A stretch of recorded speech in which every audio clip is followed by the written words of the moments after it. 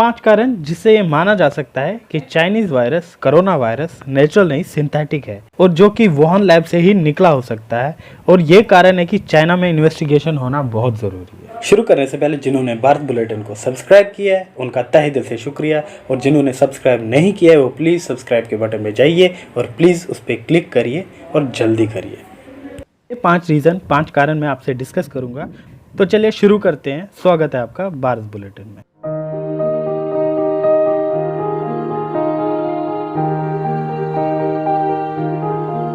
तो देखिए, पहला रीज़न ये है कि ये पहली बार नहीं हुआ है कि चाइना में एक महामारी, एक बीमारी निकली हो जो बाद में वैश्विक और महामारी बन के उभरी हो।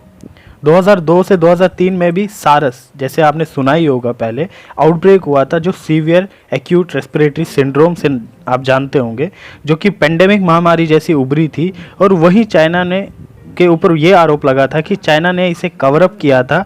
और ये जो आरोप लगाया गया था ये एक सीनियर चाइनीज़ डॉक्टर ने ही लगाया था। उससे गवर्नमेंट को एक्यूज़ किया था कि चाइनीज़ गवर्नमेंट ने सार्स की डिटेल्स को कवर अप किया था। और जब सार्स की महामारी फैलना शुरू हो गया था तो चाइना के अंदर से ही आवाज़ें उठना चालू हो गया था। तो ये कारण हो सकता है क्योंकि चाइना में वुहान लैब में काफ़ी वायरसेस पे रिसर्च होती है और क्या पता वायरस वहाँ से ही लीक हुआ हो, आउटब्रेक हुआ हो और उससे भी सार्स की तरह कवर अप करने का चाह रहा हो चाइना। और दूसरा कारण ये है कि चाइना ने क्रिटिकल इन्फॉर्मेशन या सूचना को छुपाया था। चाइना ने 23 जनवरी से सभी डोमेस्टिक फ़्लाइट वुहान से जो भी बीजिंग या अलग अलग स्टेट्स में जा रही थी उन पर रोक लगा दी थी, लेकिन वहीं इंटरनेशनल फ़्लाइट जो थी जो अलग अलग कंट्रीज़ में जा रही थी उन पर नहीं लगाई थी। तो ऐसा क्यों किया था कि इंटरनेशनल जो भी फ़्लाइट्स थी उन पर रोक नहीं लगाई थी चाइना ने। और वहीं जब चाइना ने लॉकडाउन लगाया था तब तक 5 मिलियन लोग वुहान को छोड़ चुके थे और उसमें लगभग 60% लोग जो थे वो दूसरी कंट्रीज़ के थे और वो भी दूसरी कंट्रीज़ के लिए रवाना हो चुके थे। और क्रिटिक्स ने चाइना से ये पूछा कि why China allowed flights out of Hubei during outbreak. China ने क्यों डोमेस्टिक फ़्लाइट थी वो रद्द की थी लेकिन इंटरनेशनल फ़्लाइट्स को चालू रखा था, उसे बंद नहीं किया था। तो चाइना के क्रिटिकल इन्फॉर्मेशन को छुपाने का कारण ये हो सकता है कि वायरस जो भी आउटब्रेक हुआ था वो ज़्यादा से ज़्यादा कंट्रीज़ में फैले और उन्हें बिना पता लगे हुए। तो ऐसा हो सकता है कि चाइना ने ये जानबूझ के किया हो ताकि ये वायरस बाकी स्टेट्स में ना फैले और दूसरी कंट्रीज़ में ज़्यादा से ज़्यादा फैले। तो इसलिए डोमेस्टिक फ़्लाइट्स को बंद किया था और इंटरनेशनल फ़्लाइट्स को चालू रखा था। और तीसरा बहुत इंपॉर्टेंट कारण ये है कि जैसे कि आप जानते हैं कि 12 मार्च के आसपास ही WHO ने कोविड-19 को महामारी घोषित किया था, राइट। लेकिन चाइना ने जनवरी में ही बहुत सारी PPE किट्स और मास्क बहुत मात्रा में इंपोर्ट करना शुरू कर दिया था, क्योंकि जनवरी के लगभग किसी को भी ये मालूम नहीं था दुनिया में कि ये महामारी पूरी दुनिया में फैल जाएगी या फैल सकती है। वहीं ये एस्टिमेट किया गया है कि by the time virus hits Europe, China के बाद इटली और स्पेन ही है जो सबसे ज़्यादा प्रभावित हुए थे इस कोरोना वायरस से।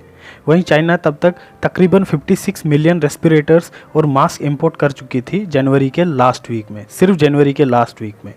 और वहीं US ने भी मिलियंस ऑफ मास्क एक्सपोर्ट किए थे चाइना को। और चाइना की स्ट्रेटेजी के अनुसार ये मास्क जो चाइना इंपोर्ट कर रहा था एक तरीके से ब्लैक मार्केटिंग कर रहा था, स्टोर कर रहा था, सारा सामान अपने पास इकट्ठा कर रहा था। और वहीं जब बाद में बाकी दुनिया को इसकी ज़रूरत पड़ी तो चाइना ने इसी को, यही माल को बड़े दामों पर, ज़्यादा दामों पर एक्सपोर्ट करना शुरू कर लिया। तो अचानक इतने सारे मास्क और रेस्पिरेटर्स को इंपोर्ट करके और कुछ ही समय के बाद इटली, नीदरलैंड को वही सामान ज़्यादा दामों में बेचने लगा था चाइना। तो ये कारण हो सकता है कि वायरस फैलाने का, कि अगर वायरस जाएगा तो दुनिया में इन चीज़ों की, रेस्पिरेटर और मास्क की बहुत ज़्यादा आवश्यकता पड़ेगी। तो उस टाइम अगर मैं ज़्यादा दामों में अपना सामान बेचूं तो वो मजबूर होंगे ख़रीदने के लिए। तो ये एक स्ट्रेटेजी थी चाइना की कोरोना वायरस को फैलाने की। और चौथा रीज़न ये है कि चाइना ने क्यों साफ मना कर दिया US को लाइव वायरस देने के लिए। वहीं चाइना में जो भी रिसर्च इंस्टीट्यूट है जहां रिसर्च होगी वो गवर्नमेंट की देखरेख में होगी, चाइनीज़ कम्युनिस्ट पार्टी की देखरेख में।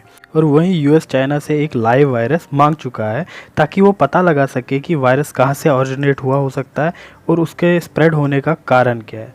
लेकिन चाइना ने भी लाइव वायरस देने के लिए साफ मना कर दिया। और पोम्पेओ जो कि US के सेक्रेटरी ऑफ स्टेट है, उन्होंने भी ये कहा कि US के पास एनॉर्मस एविडेंस है जो कि इंडिकेट करते हैं कि यह virus Wuhan institute of virology से ही निकला है, या तो जानबूझ के निकाला गया है पूरी दुनिया को डिस्टर्ब करने के लिए, पूरी दुनिया में फैलाने के लिए। अगर चाइना में ये वायरस नहीं फैलाया है तो जैसे कि चाइना कह रहा है, तो यूएस को लाइव वायरस देने में क्या जाता है, या इन्वेस्टिगेशन करने में या उनको अलाउ करने में क्या जाता है। तो इससे पता चलता है कि चाइना की दाढ़ी में तिनका है, और क्या पता चाइना ने ही ये वायरस फैलाया हो और कोरोना वायरस या कोविड-19 की महामारी को कवर अप करने में लगा हुआ हो। और वहीं पांचवा कारण ये है कि चाइना ने अपने ही नागरिकों को भी केस फाइल करने से मना किया है, क्योंकि जो चाइना के नागरिक है वो चाइनीज़ गवर्नमेंट को सू करने के पीछे लगे हुए हैं।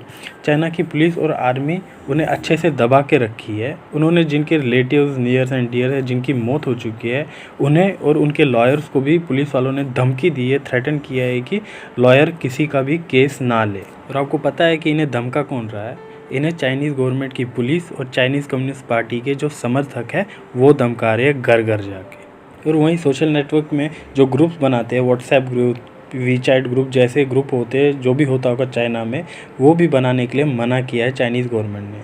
और वही इन्फॉर्मेशन चाइना के बाहर ना जाए, इसमें काफ़ी सख्ती लाई है चाइनीज़ गवर्नमेंट ने, चाइनीज़ कम्युनिस्ट गवर्नमेंट ने। तो ये थे 5 कारण क्यों चाइना में इंक्वायरी या इन्वेस्टिगेशन होनी चाहिए।